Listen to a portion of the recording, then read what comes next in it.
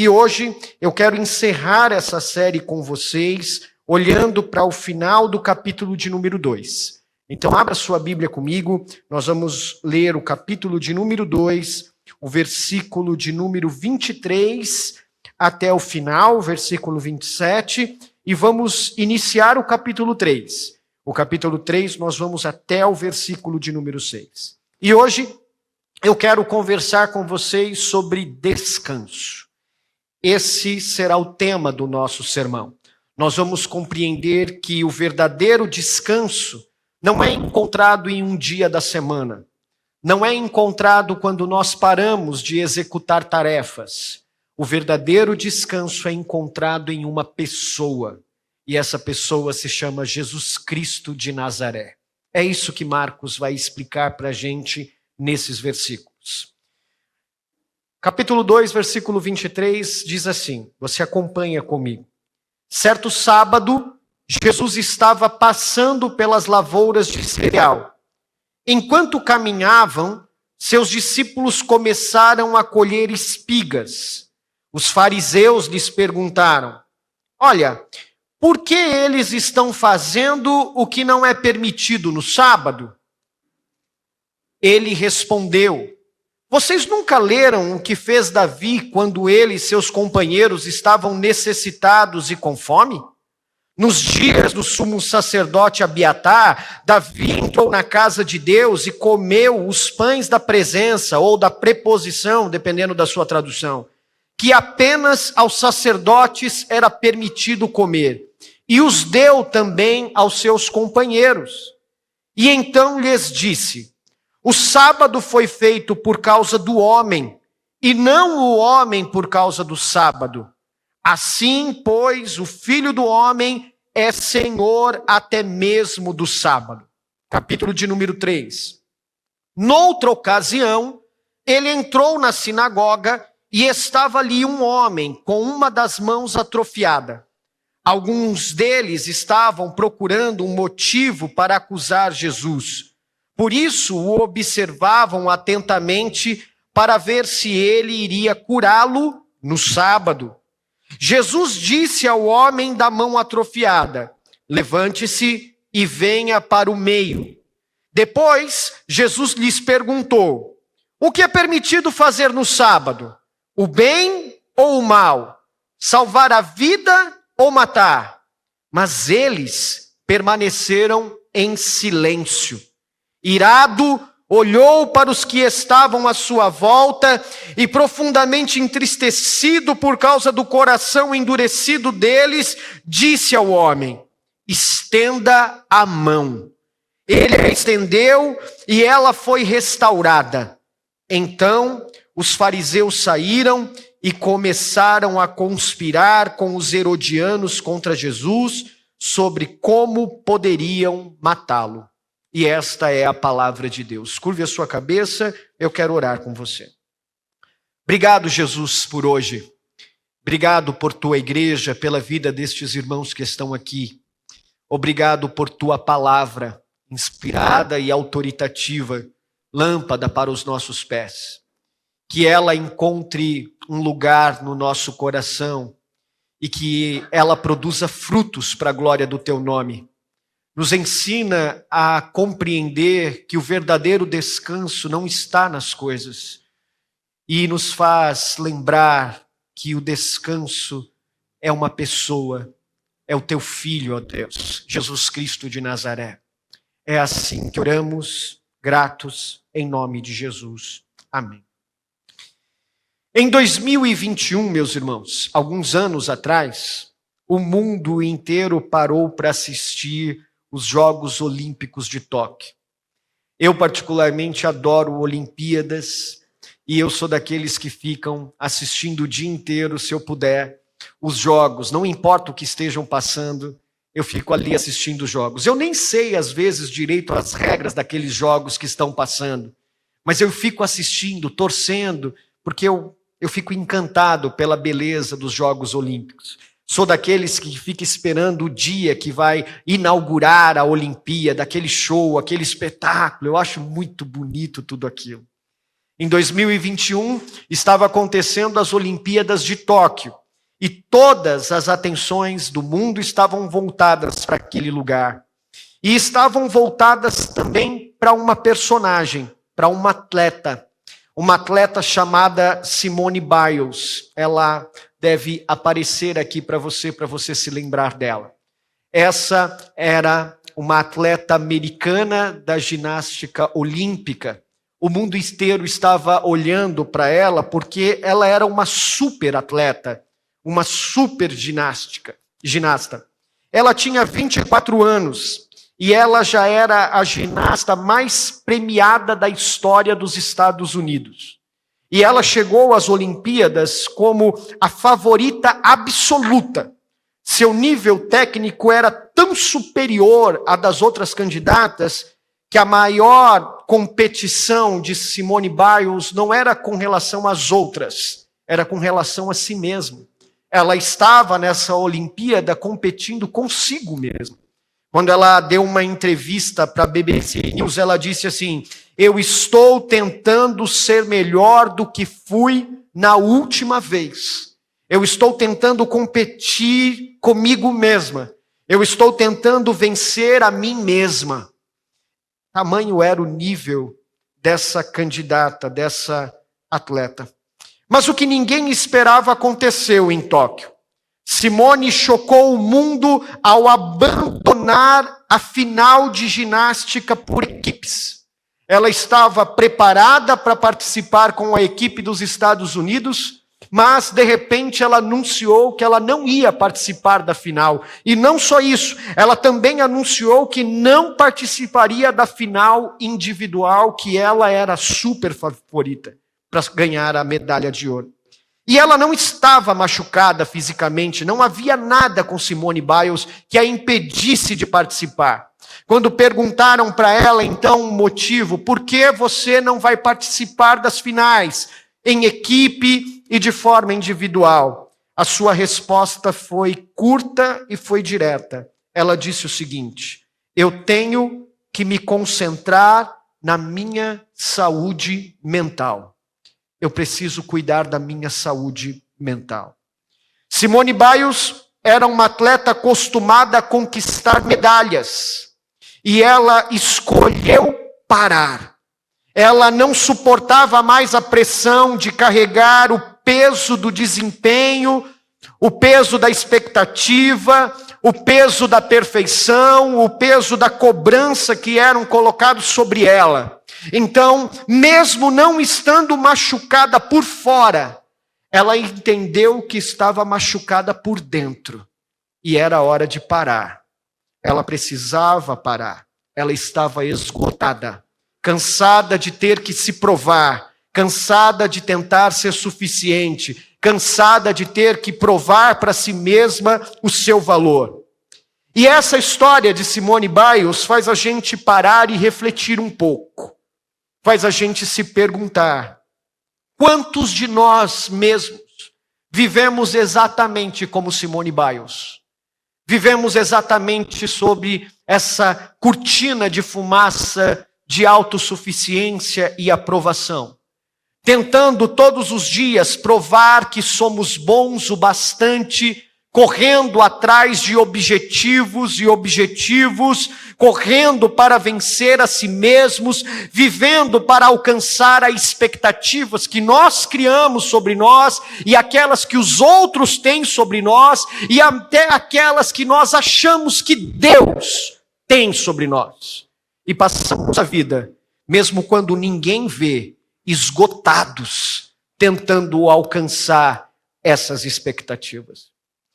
No Evangelho de Marcos, no capítulo 2 e no capítulo 3, nós vamos encontrar dois episódios que aconteceram no sábado, o dia do descanso, o Shabat, o dia que o povo judeu tirava para descansar. Mas nesses textos que nós lemos aqui, o capítulo 2 final e o início do capítulo 3, o sábado, o Shabat, se tornou tudo menos descanso, menos de fato um lugar onde eles poderiam desfrutar de sossego. Mas Jesus, quando aparece nesse cenário, ele confronta a religião e a forma como esses homens olham para as suas tarefas, que sufoca, e ele se revela como aquele que não apenas oferece o descanso, mas como aquele que é o descanso, o próprio descanso. E é isso que nós vamos falar hoje com vocês. O verdadeiro descanso não é encontrado na religião, no cumprimento de tarefas. O verdadeiro descanso é uma pessoa e se chama Jesus Cristo de Nazaré. Vamos olhar para o texto, para a gente, fica com a sua Bíblia aberta, para a gente entender exatamente o que o evangelista Marcos quer dizer para a gente então com isso. Logo no início dos versículos que nós lemos, versículos 23 em diante, até o versículo de 27, nós vamos encontrar uma primeira verdade importante para a gente. Existem nesses versículos de 23 a 27 dois cenários, dois lugares de descanso. Um contraste que coloca uma atenção em dois tipos de sábado, em dois tipos de descanso. O descanso da religiosidade e o descanso que o evangelho propõe. O descanso que a religiosidade propõe é um descanso difícil, pesado, um fardo, distorcido, ilusório. Mas o descanso que o evangelho propõe é uma dádiva, um sossego, um alívio. Ele é restaurador. Vamos dar uma olhadinha para o texto para a gente entender o que está acontecendo. Certo sábado, Jesus estava passando pelas lavouras de cereal. Se você não estava aqui nos sermões anteriores, você vai encontrar nos capítulos anteriores uma mensagem de Jesus em Cafarnaum. Ele está chamando ali no mar da Galileia os primeiros discípulos, Tiago, e estava chamando João, está chamando Pedro, que era Simão, chamando André, o seu irmão, e ele está ali em Cafarnaum, começando o seu ministério, chamando os primeiros discípulos, expulsando demônios, curando pessoas. E ele também se encontra ali com Mateus, ele o chama, ele se senta para comer na casa de Mateus com os publicanos, com os pecadores, e é assim que o texto nos fala, mas parece que agora ele se desloca, e quando ele se desloca, esses homens que o acompanhavam, esses primeiros discípulos que andavam com ele, eles estavam com fome. E eles começaram a colher espigas para comer, para matar a sua fome. E no meio desses discípulos havia uma grande multidão que acompanhavam Jesus. Por onde ele andava, havia sempre uma grande multidão acompanhando ele. E entre eles, nos parece que havia uns fariseus. Aqueles que eles guardavam a religiosidade da Torá, a lei daquela época, para que eles pudessem encontrar em Jesus uma forma de acusá-lo, de culpá-lo e assim condená-lo. Achar nele uma razão para culpá-lo. Olha o que está escrito no versículo de número 24. Os fariseus, eles viram que esses discípulos estavam caminhando e eles começaram a colher espigas, então eles disseram, os fariseus lhe perguntaram para Jesus, olha, por que eles estão fazendo o que não é permitido no sábado? Deixa eu explicar para você uma questão. Esses homens não estavam preocupados com a fome daqueles discípulos. Eles não estavam preocupados que aqueles homens estavam colhendo espigas para comer. A questão não era se eles estavam pegando espigas que não eram deles, espigas de outras pessoas. Não. A questão não era simplesmente porque eles estavam pegando coisas para comer. Os fariseus estavam acusando os discípulos de violar o sábado, de violar o Shabat. Não era pela ação em si, mas era por uma quebra de uma regra religiosa. Como a gente verá daqui a pouco, o sábado para a religião daquela época era uma forma de descanso, entre aspas. Haviam mais ou menos 39 tipos de tarefas que eram proibidas no sábado. No sábado você não pode fazer isso. No sábado você não pode fazer aquilo. No sábado você também não pode cozinhar. Se você quiser comer, você tem que preparar no dia anterior. E nada dessas 39 regras estavam na Torá, estavam na lei. Mas os fariseus criaram essas tarefas como regras proibidas no sábado, a fim de que então eles tivessem essa cautela, esse zelo pela lei, esse zelo pela guarda do sábado. Então, Jesus olha para esses homens e no versículo de número 25 ele responde: vocês nunca leram o que fez Davi? E ele e seus companheiros estavam com fome, e no dia que eles estavam ali com Abiatar, o sacerdote, eles entraram na casa de Deus e comeram os pães da presença, da preposição, que era apenas dos sacerdotes, e deu também aos seus companheiros. O que Jesus está dizendo aqui para esses fariseus é fazendo eles lembrar de um acontecimento que está na Torá de Davi, que ele entrou na casa de Deus e descumpriu uma regra do seu tempo. Ele pegou pães que eram destinados só aos sacerdotes e ele deu aos seus companheiros que estavam com fome para que eles comessem, e ele, Davi, também comeu. E Davi é um grande homem para os judeus. É da semente de Davi que o Messias viria. Então, quando Jesus está falando isso para os fariseus, ele está dizendo o seguinte: deixa eu explicar para vocês o que eu quero dizer. O sábado foi feito por causa do homem. O descanso foi feito por causa do homem. Não o homem para o sábado e não o homem para o descanso. Isso você vai encontrar no versículo 27. Dá uma olhadinha para ele. Então, quando Jesus lembra aos fariseus do que Davi fez, ele diz: o sábado foi feito por causa do homem, e não o homem por causa do sábado. Então, o que Jesus está querendo dizer para os fariseus, Jefferson? Jesus está dizendo para ele: o sábado foi criado por Deus para abençoar o homem e não para oprimi-lo. Vocês criaram regras. Vocês criaram uma série de exigências para o sábado.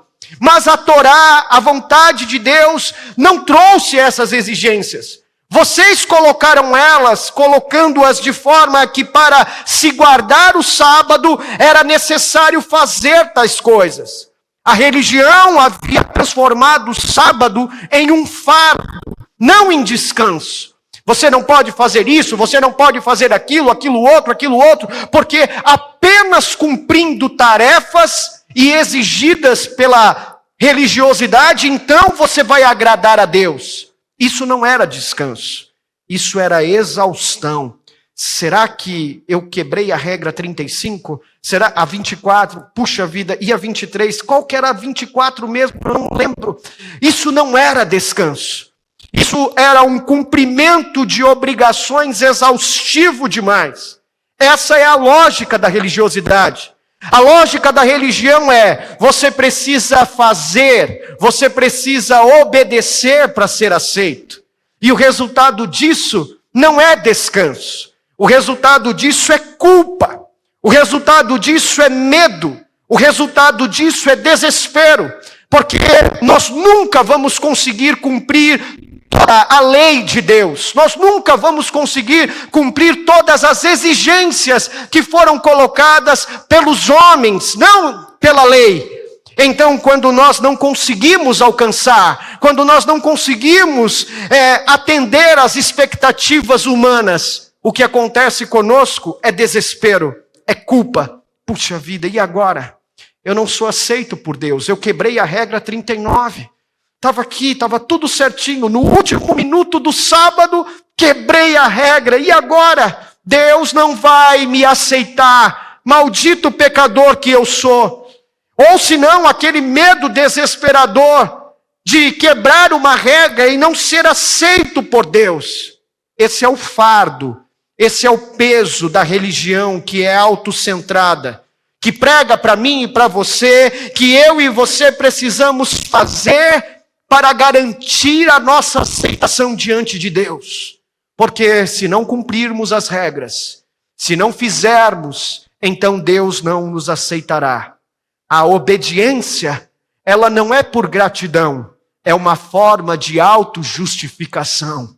A obediência é um caminho para a aceitação. Mas não é isso que Jesus está falando.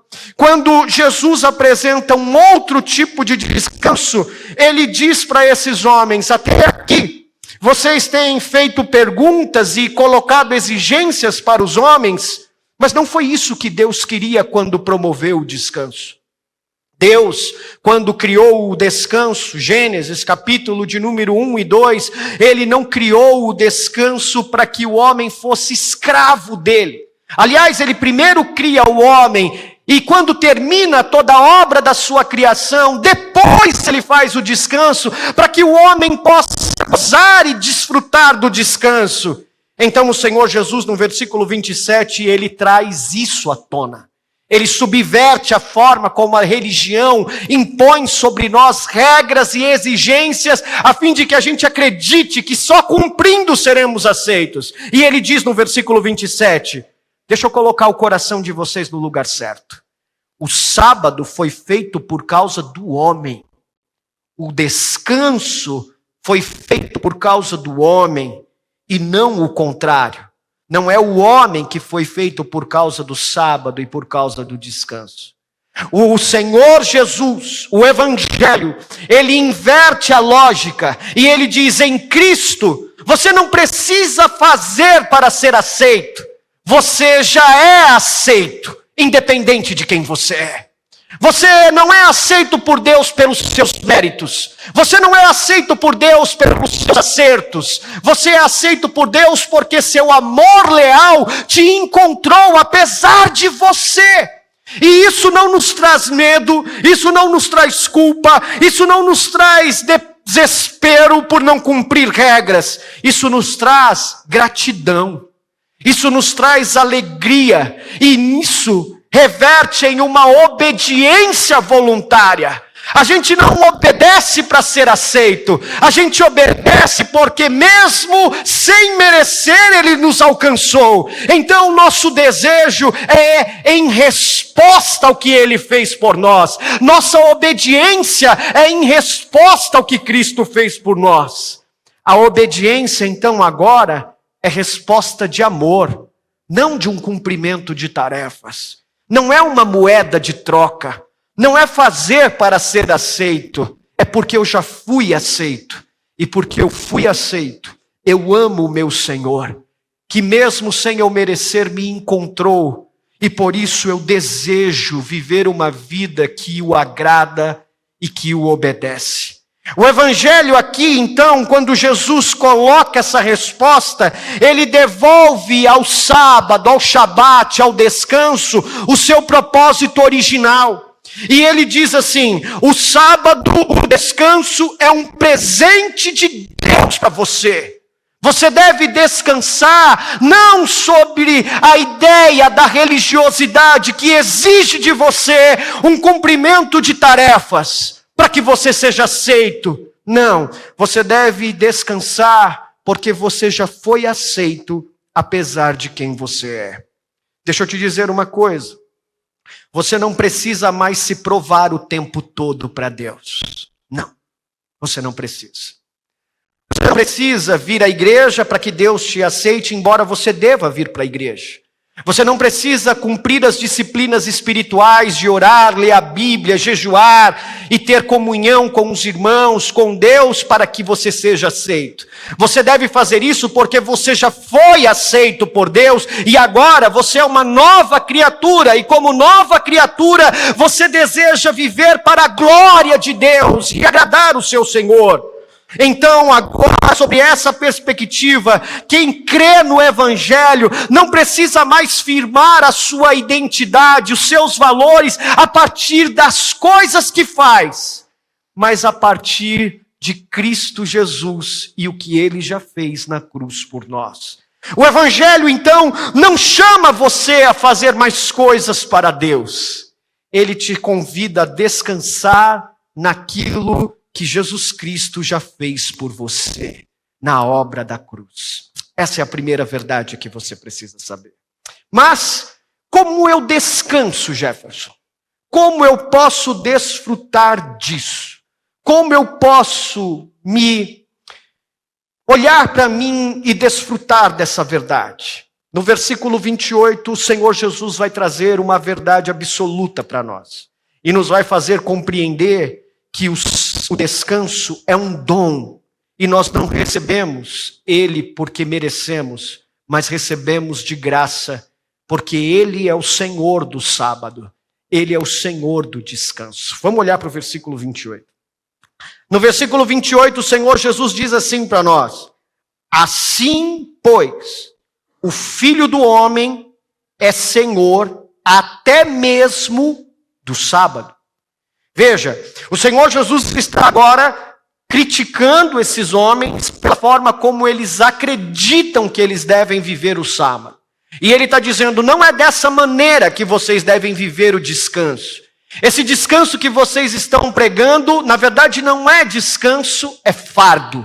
E a forma então, à luz do evangelho, que vocês devem viver esse descanso, é entendendo que esse descanso foi preparado para vocês, porque vocês devem desfrutar dele e não ter nele um fardo. Como eu me aproprio, entendendo que o Senhor, o Filho do Homem, é Senhor até mesmo do sábado. Deixa eu explicar isso para vocês.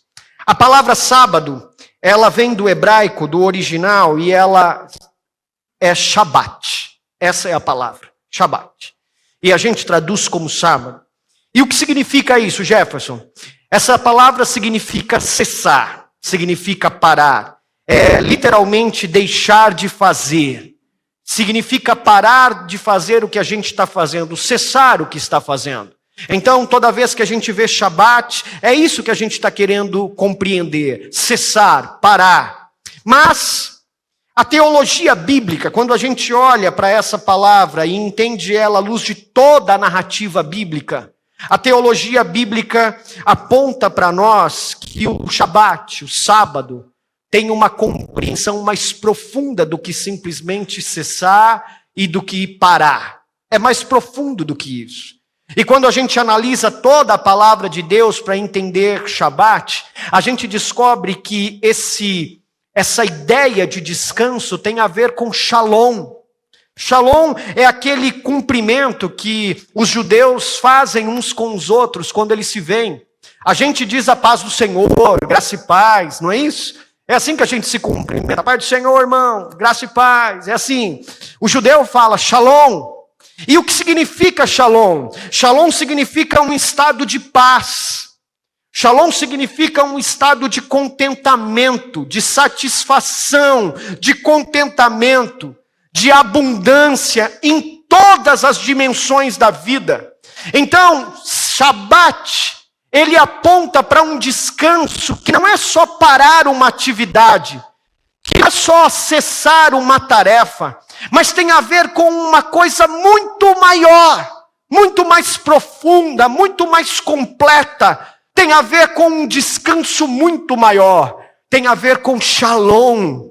Tem a ver com uma satisfação e um contentamento que envolve todas as dimensões da vida. Não é um descanso que implica em um dia da semana. Esse dia eu não vou fazer nada e só vou fazer Netflix e pipoca. Não tem a ver com parar de trabalhar um dia da semana. Não tem a ver com tarefas. Não tem a ver com obrigações. Shabat, Shalom, tem a ver com compreender que em Cristo Jesus, o Senhor do sábado, eu e você desfrutamos de uma paz, de um descanso, de um contentamento em toda e qualquer situação da vida, não importa o que esteja acontecendo na nossa vida. É mais do que parar atividades, é um estado de alma que repousa em Deus, a nossa alma inquieta. Agostinho, ele era um homem inquieto. O bispo da igreja, ele teve uma vida antes de se converter muito complicada, uma vida devassa, promíscua. Mas quando ele se converte ao Senhor, se tornou um luzeiro da igreja. E ele, com seu coração agitado, ele tem uma frase incrível na sua nos seus livros, ele diz assim: a minha alma só encontrará descanso, Senhor, quando ela repousar em ti. O que Agostinho está querendo dizer é ecoar o ensinamento sobre o descanso, não como a gente entende, mas como o Evangelho nos mostra. Um descanso que não tem a ver com o sábado ou como o domingo e essa questão, que dia que eu devo guardar? Não é sobre um dia, não é sobre tarefas, não é sobre obrigações ou é sobre exigências. Descansar no Senhor tem a ver com repousar nele a nossa alma inquieta sobre os acontecimentos dessa vida, tendo certeza que não importa o lugar que a gente esteja, não importa o momento da vida que a gente esteja, não importa se as coisas estão boas ou se estão desmoronando, não importa se a gente tem dinheiro na conta ou se a gente não tem dinheiro na conta, não importa a cor do nosso cartão de crédito, em Cristo Jesus, eu e você desfrutamos de shalom, de um descanso, de uma paz, de uma satisfação e de um contentamento que é completo em todas as dimensões da nossa vida. Como eu posso desfrutar disso, Jefferson? Como eu posso desfrutar desse descanso? A gente não desfruta desse descanso adotando rituais. A gente não desfruta desse descanso adotando exigências e cumprindo exigências, nem mudando a nossa agenda, a nossa rotina para ter menos obrigações e menos compromissos. Não, porque às vezes a gente dorme uma noite inteira, 8 horas de sono, bonitinhos, e a gente quando acorda ainda está esgotado, cansado. A gente passa o dia assistindo série com a família, as crianças, mas a nossa cabeça está em outro lugar. A gente está pensando em outras coisas, em outras responsabilidades, em outros compromissos. Portanto, não é adotar rituais. Descansar não é mudar a agenda. Como eu desfruto de descanso e de satisfação e contentamento. Como eu desfruto de shalom. Eu desfruto disso tendo um encontro com a verdadeira fonte de descanso. Tendo um encontro com aquele que é de fato o verdadeiro descanso. E aí vem o versículo 28 e ele se apresenta para a gente. Assim, pois, o Filho do Homem é Senhor até mesmo do sábado. Jesus diz que é Ele o Senhor do sábado. E isso significa que Ele é o próprio Shabat. Ele é o próprio sábado.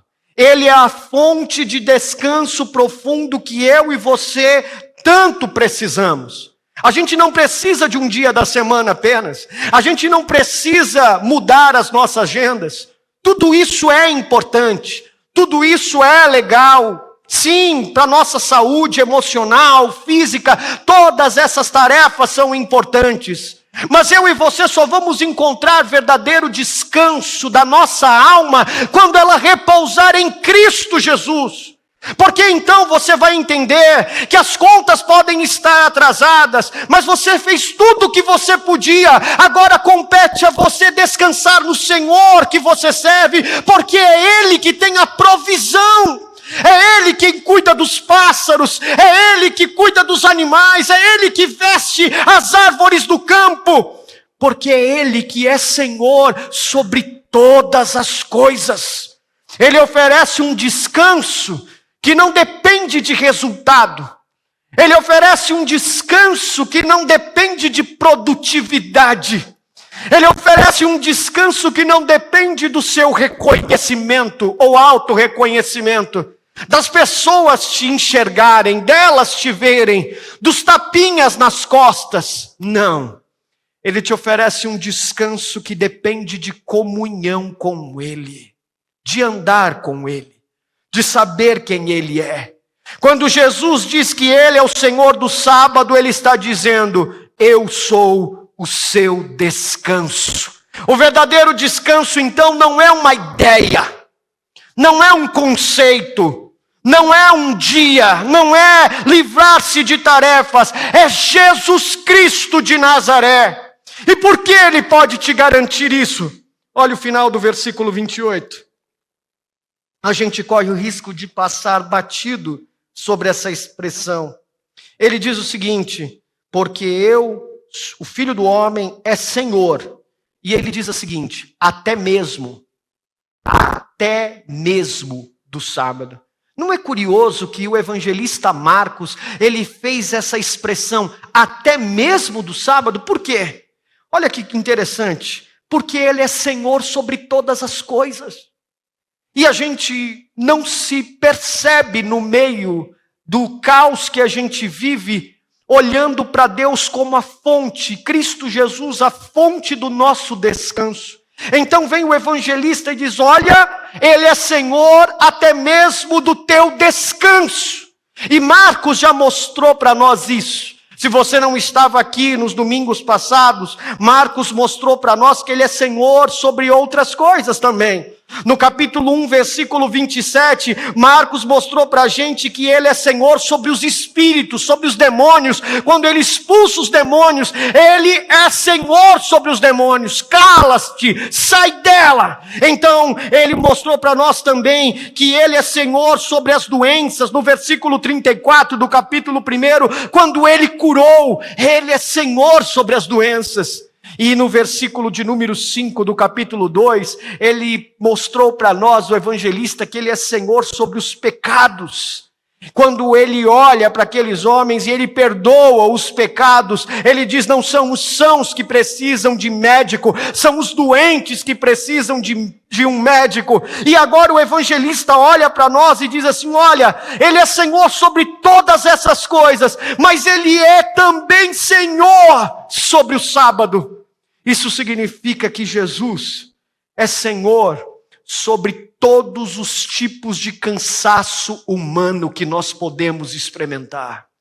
Ele é Senhor sobre o nosso cansaço espiritual. Ele é Senhor sobre as nossas doenças. Ele é o descanso que a gente precisa quando a nossa fé está fraca. Ele é o descanso que a gente precisa quando a nossa crise existencial, por resultados, por a gente não se achar suficiente, entra e choca a nossa vida. Ele é o descanso sobre todo tipo de cansaço humano, físico, emocional, espiritual, existencial. Ele é o descanso que você precisa. Ontem, a gente estava fazendo aqui um treinamento com o Ministério Infantil sobre abuso sexual infantil, com líderes, voluntários, pais, e eu estava aqui. E no meio do treinamento, sábado, eu resolvi trabalhar. Eu abri meu computador e faz umas 3 semanas que eu venho num trabalho difícil. Eu sou advogado, eu atuo na área criminal, e faz 3 semanas que eu venho lutando com um processo, com coisas difíceis, e depois de ter conseguido avançar com tantas coisas, na última semana eu não consegui almoçar nem jantar nenhum dia, vivendo uma semana inteira com fast food, coisas difíceis. Quando eu consegui avançar um pouco, sábado um juiz deu uma decisão que desmoronou tudo aquilo que eu tinha conseguido. Eu fiquei desesperado, saí lá fora, comecei a fazer ligações, ligar para os colegas, e desesperado, cheguei na minha casa, eu senti crise de ansiedade, falta de ar, comecei a ficar angustiado, me autoavaliando, perguntando para mim mesmo sobre a competência, a habilidade, onde foi que eu errei. E por mais que as pessoas me dissessem: cara, não aconteceu nada de errado, o inimigo que se levantou. Foi o Satanás, irmão, trabalhar no sábado para tirar o sossego de quem estava trabalhando 3 semanas. Mas, no meio desse caos, eu me lembrei que hoje eu estaria pregando sobre descanso. Mas você percebe como é a nossa vida, irmãos? Como nós somos tentados todos os dias a viver no piloto automático, achando que depende de nós. que o resultado inclui o nosso esforço, mas que Deus não tem nada a ver com a nossa vida ou com a nossa agenda. Então eu dobrei os meus joelhos. Meu primeiro pedido foi: me ajuda a respirar, porque eu não estava... Rafael, eu liguei para ele e ele falou assim: cara, tá tudo bem, minha voz estava ofegante. E eu precisei pedir a Deus: me ajuda a respirar e me ajuda a descansar em Ti. Meu irmão, o Senhor é o descanso que você precisa sobre todo tipo de cansaço. Eu não conheço a sua vida, eu não sei quais são os desgastes que estão te cansando na sua caminhada. Mas eu tenho certeza que em Cristo o sentido do descanso é restaurado. Quando Ele diz: eu sou o Senhor, até mesmo do sábado, Ele está dizendo para mim e para você: descansar em mim é confiar que o nosso valor não depende da nossa performance. Não depende de você, não depende das coisas, mas depende dEle, dos planos dEle para você. O verdadeiro descanso não é simplesmente parar, mudar agendas, é estar satisfeito em Deus, é estar inteiro e seguro em Cristo, porque o sábado não é um lugar, não é uma agenda, não é uma atividade. O sábado é uma pessoa, é o shalom, é satisfação e contentamento em Cristo Jesus, o teu Senhor. Agora, tem uma última verdade para nós aqui nesse texto, e ela está no capítulo de número 3, dos versículos 1 a 6. Porque todas as vezes, meus irmãos, que a gente pensa em descanso, o nosso cérebro nos leva a uma imagem. A imagem é parar, ok? A gente pensa em descansar e a gente entende isso como diminuir o ritmo, como não fazer nada, como parar, como estacionar. É assim a lógica que a gente pensa e associa como descanso. Mas nos versículos 1 a 6 do capítulo 3, Jesus mostra que descansar tem a ver com movimento. Descansar também é agir, é fazer. E isso é subversivo para nós. E ele vai nos mostrar que descanso também envolve agir com quem precisa, mesmo que isso custe para a gente muito caro. Vamos olhar para o texto. Olha o que está escrito aqui. Noutra ocasião, ele entrou na sinagoga. Perceba, não é a mesma situação que a gente estava falando agora. É num sábado, mas não é a mesma situação. O evangelista quer estabelecer dois exemplos para a gente sobre o sábado. Então ele está dizendo, numa outra ocasião, Jesus também estava ali num sábado e ele entrou na sinagoga. E estava na sinagoga um homem com a mão atrofiada, uma mão mirrada. Alguns deles, e esses quem eram? Os fariseus. Eles estavam procurando um motivo para acusar Jesus. Nada de novo. E por isso eles estavam observando atentamente para ver se ele iria curar aquele homem no sábado, no Shabat. O que está acontecendo aqui? Muito provavelmente esses fariseus trouxeram esse homem doente para a sinagoga e o objetivo era uma armadilha para Jesus. Ele vai ver esse homem doente e vamos ver se ele vai curar esse homem. E quando ele curar, nós teremos um pretexto para acusá-lo. Se você for até o versículo de número 6, você vai ver a motivação desses homens. Olha lá o versículo de número 6. Então, quando Jesus curou, os fariseus saíram e começaram a conspirar com os herodianos, aqueles que eram adeptos a Herodes, e eles conspiravam contra quem? Contra Jesus. Qual era o objetivo da conspiração? Eles queriam matá-lo. Então, muito provavelmente, os fariseus plantaram uma armadilha. Na minha área, seria um flagrante preparado. Eles colocaram o cara ali e falaram assim, vamos armar uma armadilha para ele aqui. E aí, veja que curioso, esse homem está lá, mas Jesus percebe a cilada. mas ele não se intimida. Jesus não se intimida com o que estava acontecendo. Jesus entra na sinagoga, ele olha para aquele homem com a mão ressequida, ele vê a deformidade da mão visível, mas ele descobre que a deformidade da mão daquele homem não era a única deformidade. Não era só a mão daquele homem que estava ressecada. Então ele vai expor o ressecamento, a deformidade que estava em outro lugar. E olha o que ele faz. Ele olha para aquele homem com a mão atrofiada, versículo 3, e ele diz assim: levante-se e venha para o meio. Ele não queria expor aquele homem. Ele queria revelar o que estava no coração dos outros que estavam ali. Então Jesus pergunta, versículo de número 4, o que é permitido fazer no sábado? Novamente a tese é, o sábado foi feito para o homem ou o homem foi feito para o sábado? O que é permitido fazer no sábado? O bem ou o mal? Salvar a vida ou matar? Por que Jesus está fazendo essa pergunta, meus irmãos? Porque para os fariseus, ninguém podia ser curado no sábado, exceto se a pessoa estivesse morrendo, literalmente morrendo, alguém poderia intervir. Mas se não fosse um caso de morte, deixa para curar amanhã. Hoje não, deixa aí, segura. Dá para viver? Dá, segura para amanhã. Ou seja, a religiosidade revelava falta de misericórdia, falta de amor.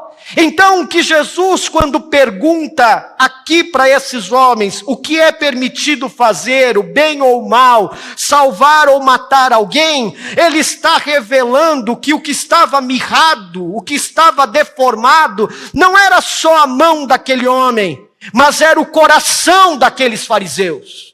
No primeiro sermão eu disse para vocês que o deserto onde João Batista pregava não era o único lugar desértico, mas desértico era o coração daqueles fariseus que estavam buscando encontrar algo contra Jesus. E aqui, novamente, Marcos está trazendo para nós essa realidade. Não é só a mão daquele homem ressecada, mas o coração dos fariseus eram ressecados.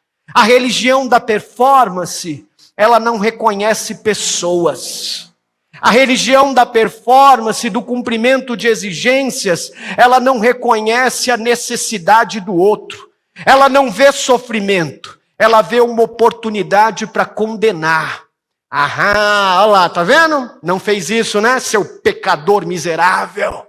É isso que a religiosidade faz. Mas Jesus desafia essa lógica com uma pergunta incisiva. E quando ele pergunta, olha o que acontece. O coração daqueles homens se revela. Eles permaneceram em silêncio. Ninguém se levantou e disse, não, vamos salvar esse homem. Você está disposto a curá-lo como curou outros? Não, então vamos curar esse homem da sua mão. Você pode fazer isso? Não.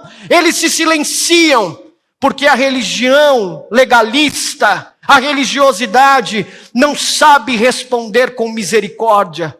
O descanso deles implicava em olhar para si mesmo, em autopreservação, em olhar só para os seus próprios interesses.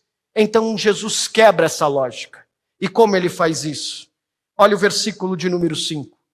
Irado, isso, Jesus ira-se, ele olha para os que estavam à sua volta e ele é constrangido com tristeza, profundamente entristecido pela falta de misericórdia daqueles homens, por causa do coração ressecado e endurecido deles. E ele diz então ao homem que está doente, estenda a sua mão. E ele a estendeu e ela foi restaurada. Mas o que estava aqui acontecendo? Quando Jesus quebra a lógica da misericórdia no sábado, ele está colocando a sua vida em risco. Porque quebrar uma regra do sábado fazia com que ele pudesse ser perseguido e condenado. Lembra do versículo 6? Eles estavam procurando uma razão para matá-lo, para culpá-lo, para persegui-lo. Então, quando Jesus está ali curando aquele homem, ele sabia que estava sendo vigiado, ele sabia que era uma armadilha, e ainda assim ele cura. Ele não se autopreserva, ele fala, opa, estou sentindo cheiro de coisa errada, vou me preservar, hoje eu não vou curar ninguém. Não, ele não faz isso, ele não se protege, ele não escolhe calcular o custo, ele ama. Ele vai de encontro ao necessitado no dia do descanso. Aquele que é o descanso, ele se move em favor do necessitado. Ele descansa na vontade do Pai. E a vontade do Pai não hesita em agir com compaixão. Seu descanso é ativo. Seu descanso é corajoso. Ele é cheio de graça. Deixa eu te dizer uma coisa, meu irmão. Talvez você entenda que descansar em Cristo implica em você ter seus rendimentos bem guardadinhos enquanto tem gente sofrendo do teu lado. E o nome disso é prudência para você. De acordo com o Evangelho, o nome disso é pecado. Descansar em Cristo é também agir com misericórdia, meu irmão. Confiar que Cristo te sustenta não é ter investimentos bem guardados. Confiar que Cristo te sustenta é descansar na certeza que, independente deles, Deus proverá tudo aquilo que você precisa. Deus irá agir em seu favor. Descansar em Cristo é saber que Deus te convida a agir em favor daqueles que precisam, ainda que isso te custe como Ele agiu. Como ele foi em direção. Não é apenas parar o corpo. Não é apenas como a gente pensa, descansar é deixar de agir. Não. É libertar o coração do egoísmo. É parar de viver só para si. É parar de medir tudo com base no custo pessoal. É amar sem ter que provar. É obedecer por amor, mesmo quando amar custa. Talvez você tenha que mexer no seu rendimento para ajudar quem está precisando do seu lado. E você não vai alcançar o percentual no final do ano que você queria. Mas alguém não vai mais passar necessidade do seu lado.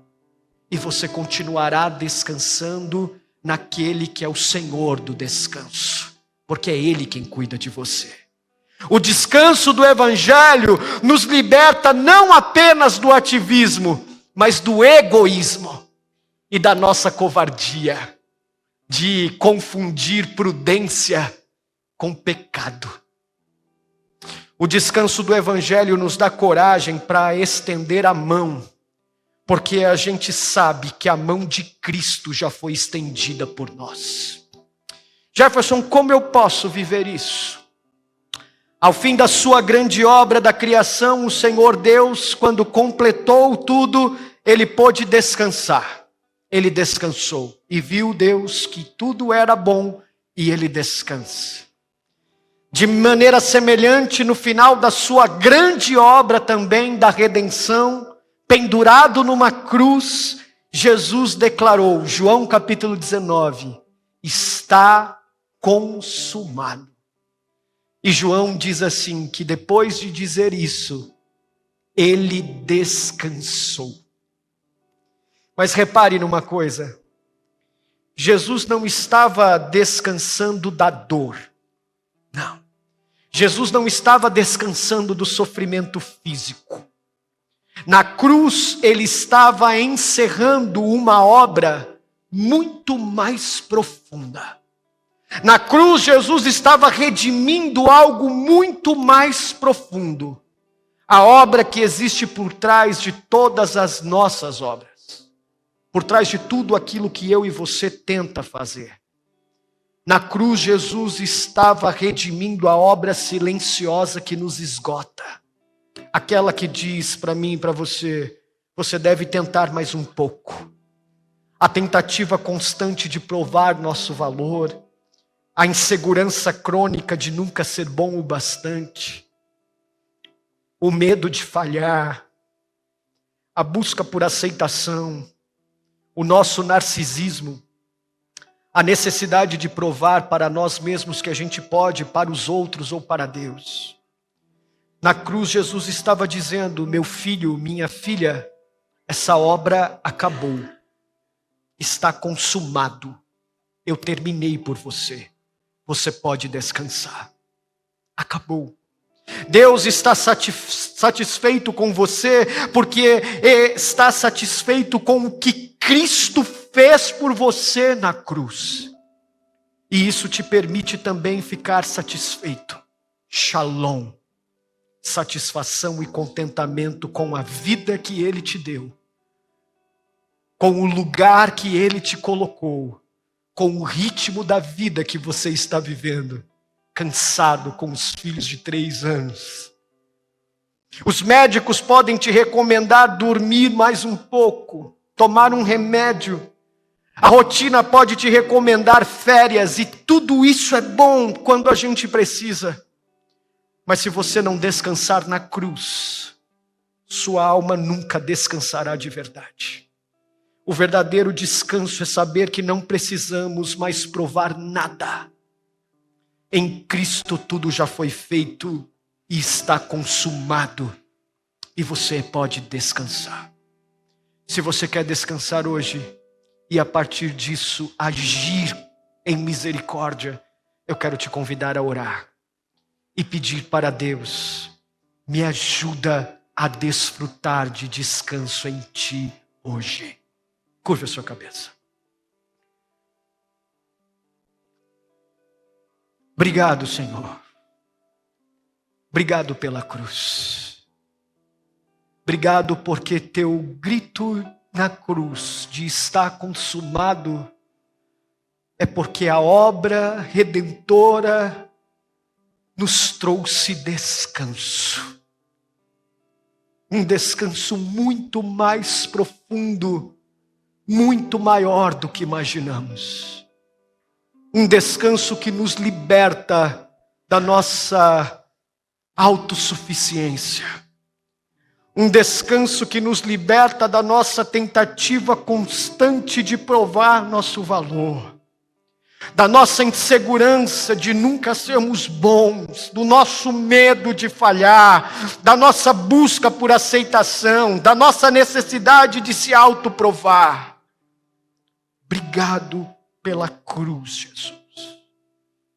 Traz descanso ao nosso coração e à nossa alma inquieta, que acredita na ilusão de que nas coisas dessa vida, quando a alcançarmos, então nós teremos descanso.